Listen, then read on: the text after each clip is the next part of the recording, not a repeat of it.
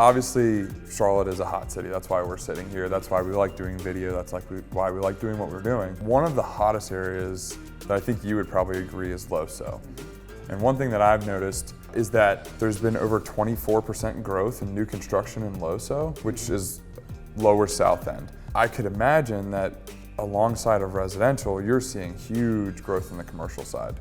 Yeah, absolutely, and it's funny because every day in business conversations, all these developers, that are really, 40 to 60, 70 years old, they're throwing around the word LoSo, and then I go out here on the weekends and I hear people and they're like, what's LoSo? LoSo's corny, so it's kind of funny that the name hasn't caught on yet. In the developer community, they're using the name a lot. Yeah, there's a lot of development there, a lot of notable projects, credible developers from Pappas Properties, Greystar, which is a deal I worked on. You have Rangewater, you have White Point Partners. Beacon is breaking ground at LoSo Station with their office project.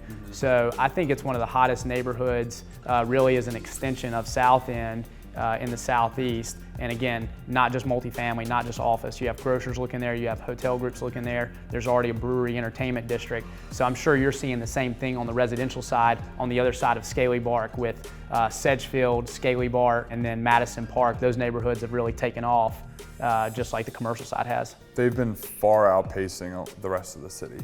And especially a lot of that changed when the school districts got redistricted a few years ago. That drove a lot of the growth in those areas, especially in Sedgefield and Madison Park. Now that you're seeing some more retail and more entertainment type activities going up over there, it's really pushing the residential. We're starting to see more dense projects coming in there. So instead of more single family communities or more flips with some of these 1960s and 70s brick ranches, we're seeing like Ryan Homes or Toll Brothers or more local like Hopper, some of these different builders and developers who are putting up anywhere from 15 to 80 or 90 townhomes. They used to sell for $300,000 or $400,000 a pop, and now they're going for $500,000, $600,000, $700,000 each. Yeah, I know you don't have a crystal ball, but if you were saying to someone that's wanting to buy in Madison Park today, and I don't know what the average home price is there now, is it maybe $400,000 or $500,000? A couple years ago, or 5 years ago, it was probably $250,000. So if you've got a client that wants to be there, are you telling them, yeah, go because it's only going to continue to go up, or do you feel like it's hit the ceiling there? I like to watch trends, and so I just sold a duplex, both sides of a duplex. One side was $725 and the other side was $730 in Madison Park. What I've seen is in some of these neighborhoods, flippers will start. They'll start going in, they'll wholesale some properties, they'll turn them around, they'll renovate them, they'll flip them. As the prices start going up on the acquisition side, it starts to get a little bit too expensive. And so what they can do, because with new construction they can go bigger and sell for more, they're buying the houses to tear them down.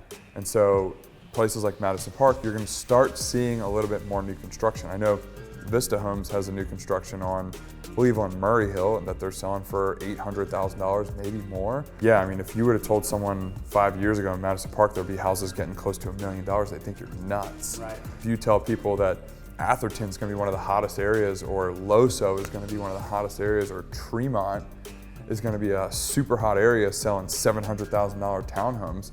If you would have told me that a year ago, I would probably have told you were nuts. I think a good example of that too is the Pulte townhomes at LoSo Station. Is it called South Village? Yep. So I think they had 4 acres there, and their density may have been around 20 to the acre, if I remember correctly. I mean, that's a dense project, and those are vertical townhomes. And a couple years ago, when they were coming out of the ground, I think people would have said, oh, that's pioneering, or this feels a little bit like it's on an island. Well, now you have Beacon breaking ground, doing 190,000 square feet of speculative office. Those townhomes are reselling for probably around $600,000 when they were selling in the fours just a couple of years ago and felt pioneering. Yeah, and they did because they were on Clanton. And so being on South and Clanton back then it did feel like they were the pioneers down there. As you watch like that corridor going down south, it's following transit, it's following all these different things. It's just expanding down South Boulevard now. It almost feels like too late if you're trying to get into something there. Yeah, 2 years ago, 3 years ago, it felt really pioneering. Today, it's like a main-to-main site. It feels like a no-brainer today. So Andy, how would you advise your clients? Obviously, we don't know if there's gonna be a slowdown, but coming out of the pandemic, it seems like things are as hot as ever. But how would you advise your clients that are coming into the market? You've got multiple offers going above asking price, but looking forward, do you think we're gonna see a slowdown, or is Charlotte just so hot that you would advise them to buy when they can, because it's only going to continue to go up? You pretty much said exactly what I tell buyers, which is buy if you can. If it makes sense for you to buy, then do it. Because the other thing is that with all the jobs coming here, with all the people moving here, with all the commercial development, residential development, there's so much going on that's expanding in Charlotte. It's hard to see how what leading like economic indicator in this city would allow for a slowdown or allow for a dip or anything like that. We talk all the time. We work with a lot of institutional investors, and let's call them smart money. And so if you look at what smart money is doing right now, they're all buying like crazy. So if smart money's buying and things are high right now, well, to me, I would think that things are going to continue to rise, because if they're buying, they're not buying with it anticipating a dip.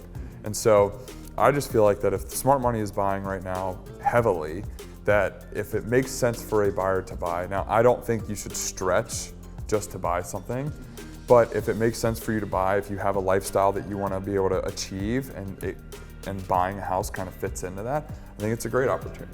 Yeah, I'm seeing the same thing on the commercial side, and really with developers looking back, even when they buy something that was 6 months, a year ago at the time, it was like, wow, they really overpaid for that. Well, now we've seen 3 to 6% appreciation over the last 6 to 12 months, where we're saying, okay, that really wasn't that crazy of a price. So really, for the right site, for the right opportunity, we're advising clients that, yeah, these numbers, as long as you're not stretching or going crazy with it, it should make sense. And it sounds like that's the same on the residential side. Say I'm an institutional guy up in New York, and I call you, I'm like, hey Jay, I went to Optimus Hall last weekend. I visited Charlotte. It's an awesome city. I think we want to invest heavy in there, and I want to build something like an Optimus Hall. Where are you going to tell them to put that? Yeah, Optimus Hall is a trophy asset. It's really a one-of-a-kind asset in Charlotte, and I think a lot of people are trying to replicate that.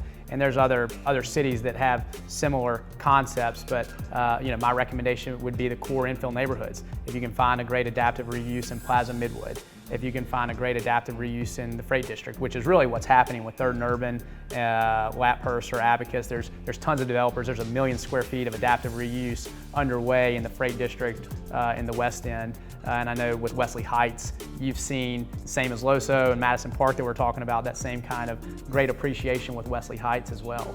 I would really recommend, those core infill neighborhoods, including NODA, including LoSo, and as these neighborhoods continue to expand out, finding those right adaptive reuse or redevelopment opportunities. Well, I really appreciate you taking the time to sit down with me and with everyone to talk about some of these different hot areas in Charlotte.